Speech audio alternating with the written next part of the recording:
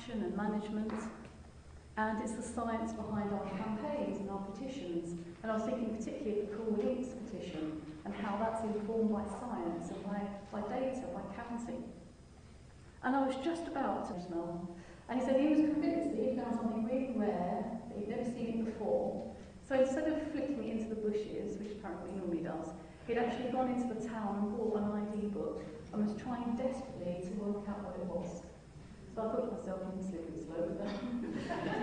So actually, the moral of the story, if you want a moral, is to carry on counting, carry on, going out, submitting your records to BBC, because they're really, really important. But also, of course, to carry on talking to random dog-walking strangers that you meet when you're out, because you never know, you might make a new recruit. And on that note, I'd like to pass you over now to Dr. Katie Cruikshanks, who's going to tell you about data management and the BNN.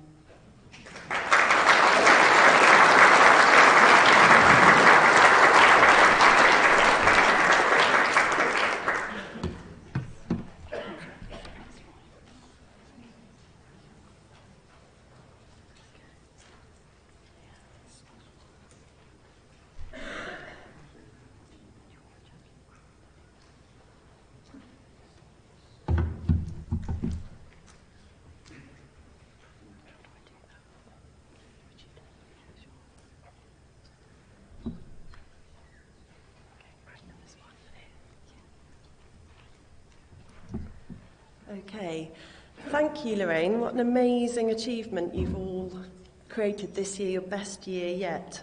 So my job is to talk to you about our new data strategy. This is how I see butterflies, as dots on maps. I'm really sorry, there's no pictures of butterflies here.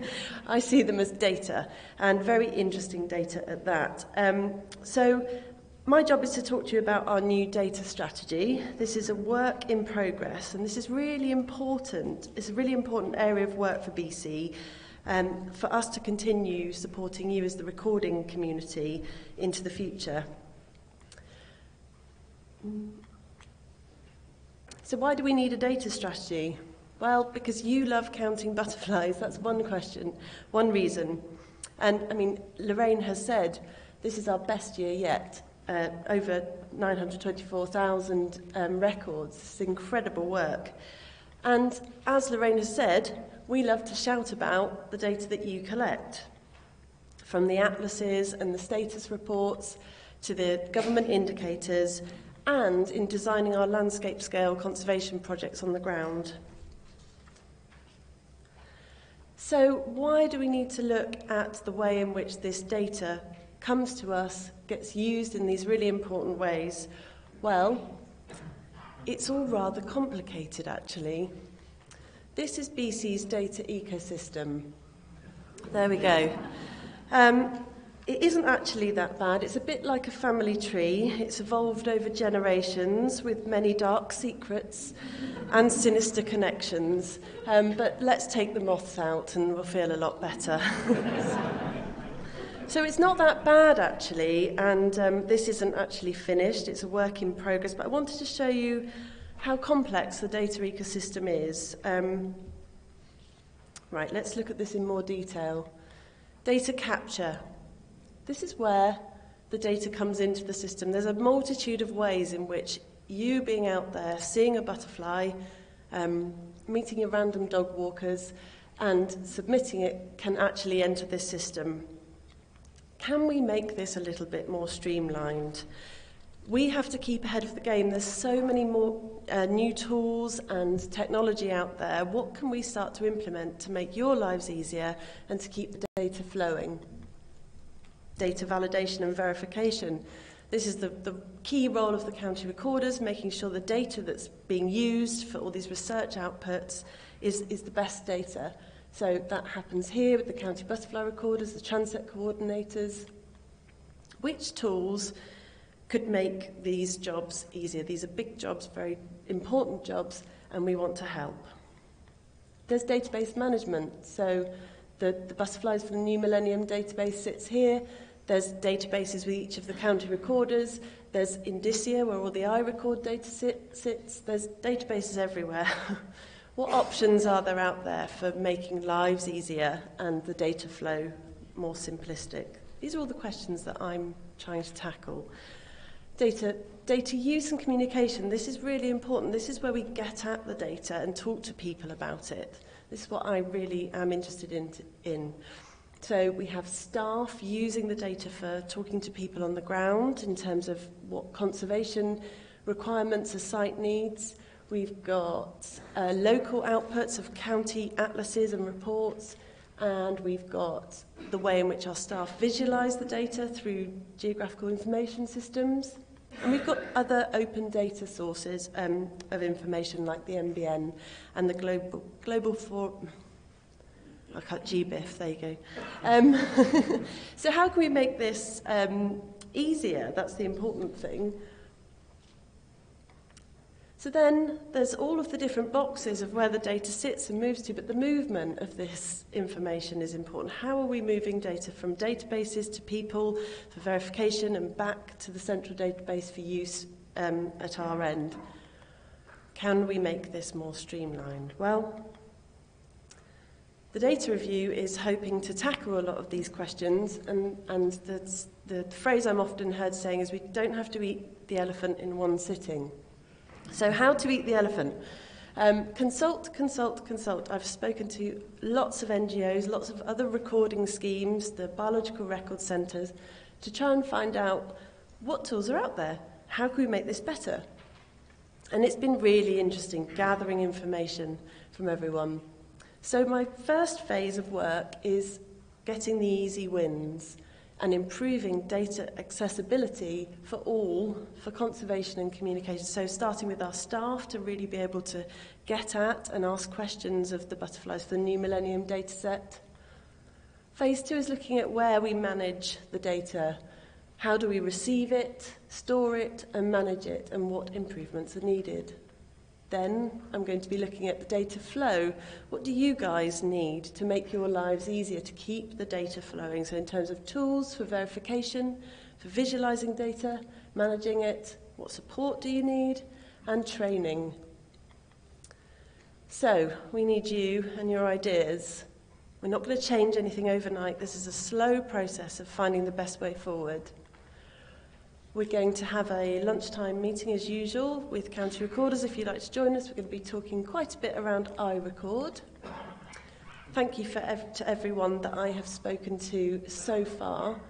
And if you have any ideas, moans, gripes, possibilities or solutions regarding data, then I'm very happy to hear from you.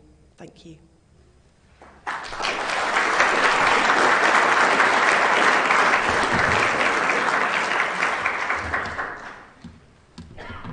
Katie, you've left a couple of minutes for any quick questions on that. Oh, no. Before we proceed.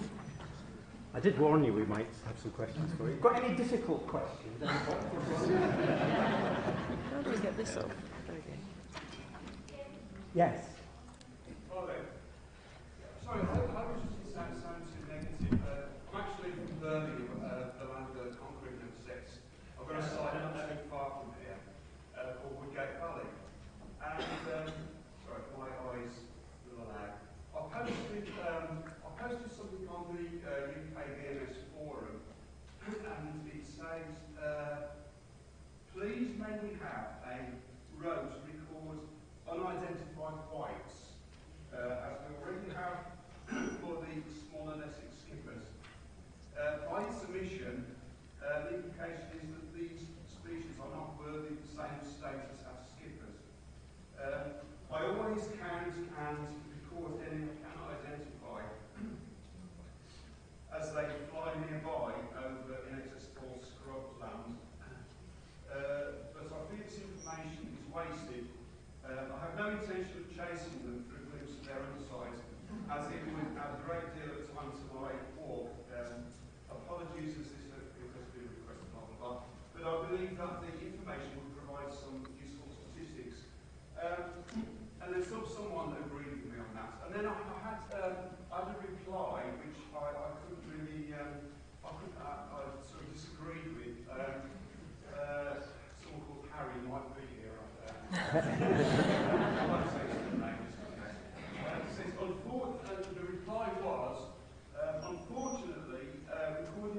whites or blues, etc., is of little value and cannot be used in any analysis of the phenology, distribution or abundance of particular species.